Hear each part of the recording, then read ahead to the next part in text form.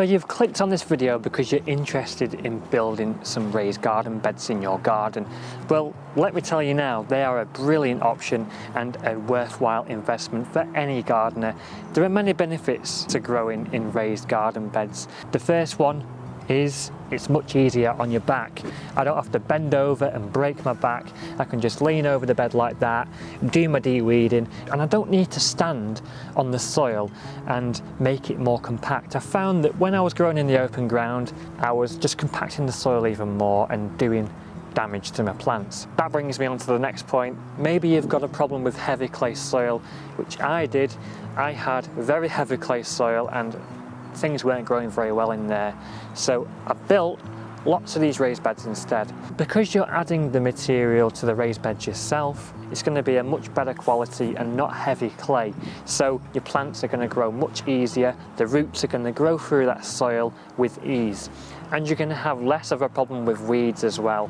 And of course, you don't have to dig it much either. The raised beds are going to warm up much quicker in the spring as well compared to the open ground, so you're going to have a bit of an extra head start with growth. And it goes without saying, they look brilliant as well. They really do add a nice aesthetic look in the garden. They look brilliant and nice and neat as well. There is the initial cost of the materials for the raised bed and filling them up as well, but there are ways of making it much cheaper. You can go online and buy a raised bed kit if you want, a wooden one or a metal one, but that's going to cost much more than building them yourself. So in today's video, I'm going to show you how I built these raised beds from scratch as cheaply as possible and filled them up as cheaply as possible as well. So let's get into it. So this is what you're going to need to build a simple 1x2 metre or 3x6 foot raised garden bed. You're going to need 4 3-metre lengths of 1x6 inch timber and 1 2.4 metre length of 2x3 inch timber for the corners and for the supports in the middle. I've just used spruce, which is a cheap softwood, and it is treated as well to prevent rot and fungal attack. Basic tools which you're going to need for this project: you're going to need a tape measure for making measurements and a pencil for marking those measurements. You're going to need a saw to cut the wood. I would highly recommend an electric one because I nearly ended up with my arm falling off. And you're going to need some decent decking screws that are rust resistant as well. Here we're using 4.5 by 65mm decking screws. You can use nails, but screws are going to hold much better. Nails can back out of the wood and don't hold as well, so I would recommend that you use screws over nails. And of course, you're going to need a half decent drill that does the job. Mine isn't the best, but it does the job pretty much. And this bit is optional, but I would highly recommend doing it.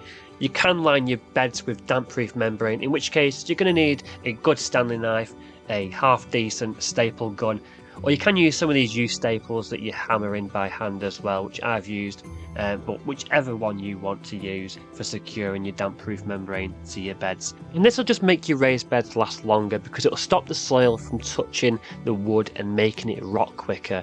First, you're going to measure, mark and cut your wood to size. You're going to take your 4 3-metre lengths of wood and cut 1 metre off each length to make 4 2-metre lengths and 4 1-metre lengths.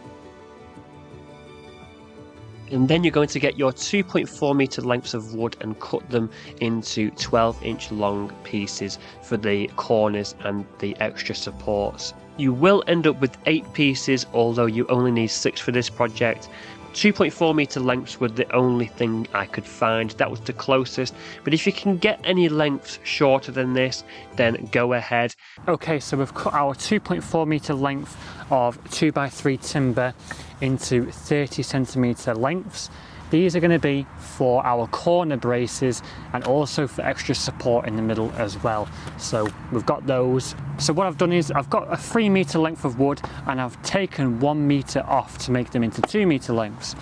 And the 1 metre which I took off here, off each one, is going to be the ends of the raised bed.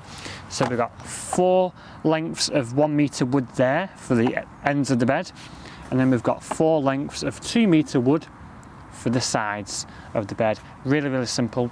And then all we need is a drill and our decking screws. So firstly, we're going to make the two ends for the raised bed. We're going to get 2 of our 1 metre lengths of wood and sit them on top of the 12-inch blocks like this. And we're going to drive 4 screws into each end to secure the 1 metre lengths to the 12-inch blocks.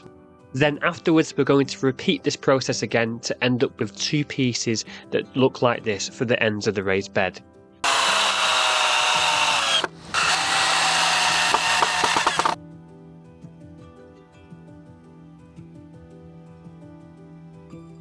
For the sides of the raised bed, we're going to get 2 of our 2 metre lengths of wood and sit them together like this. And we're going to find the halfway point, and we're going to sit 1 of our 12-inch blocks underneath to secure the 2 pieces of wood together like this. You're going to need 4 decking screws for each side of the bed to secure the 12-inch batten to the 2 pieces of wood. And we're going to repeat this process for the other side as well, so we should end up with 2 pieces like this. So there we go, we now have all our sides for the raised bed. We've secured 2 pieces of wood to both ends of the bed and 1 piece of wood to the sides. And we've used a total of 24 screws to do this. And now is the part where we start to see our raised bed come to life. We're now going to simply just secure all the sides together like this. And for this, we're going to need an additional 16 screws.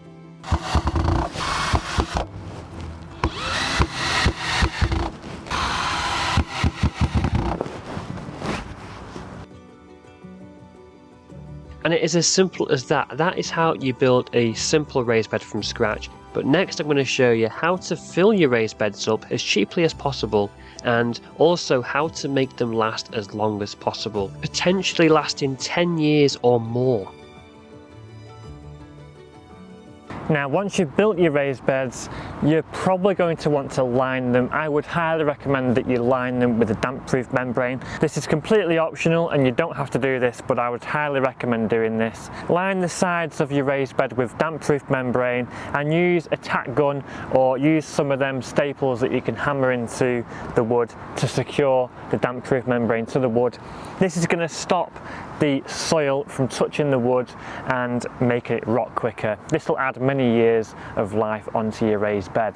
And when it comes to filling your raised garden bed up, it doesn't have to cost a fortune either. You can use a method called hugelkultur, which is when you use lots of different waste materials from your garden to fill your raised bed up. You can use many different things, different animal manures, wood chip, logs, branches that have fallen off trees, fallen leaves, kitchen scraps, partly composted material, loads of different things, but anything organic from your garden you can throw in there to help fill it up. What I've done here is I've half filled it with wood chip, fallen branches, fallen leaves, horse manure and things like that, kitchen scraps, and then I've added a layer of topsoil on top of that, and then I've just finished it off with compost on the very top.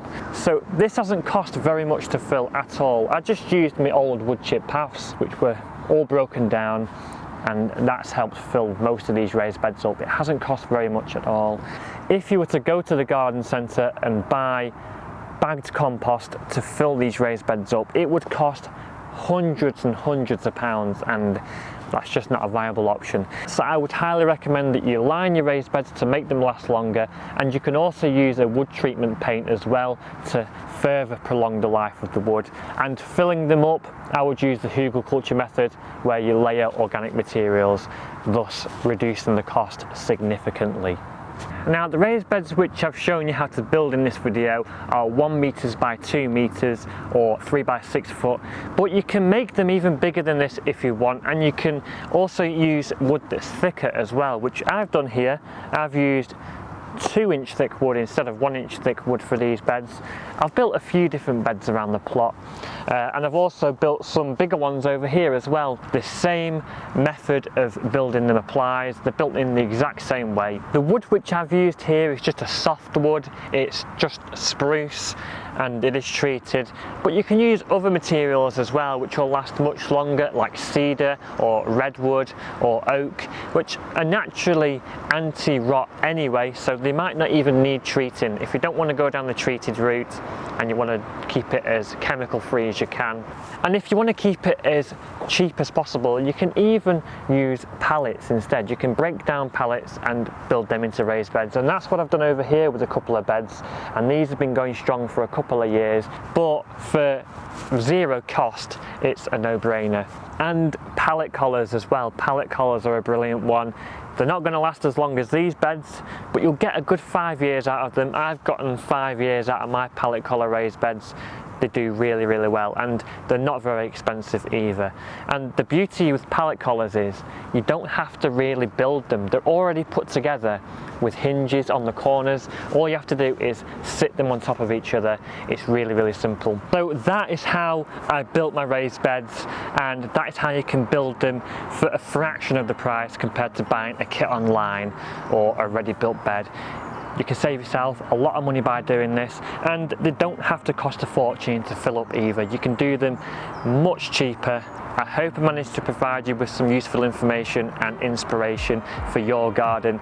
Let me know in the comments below if you're going to be building any of these beds in your garden this year. So that's all for now, guys. Thank you very much for watching. I will see you in the next one. Happy gardening and enjoy it no matter the weather.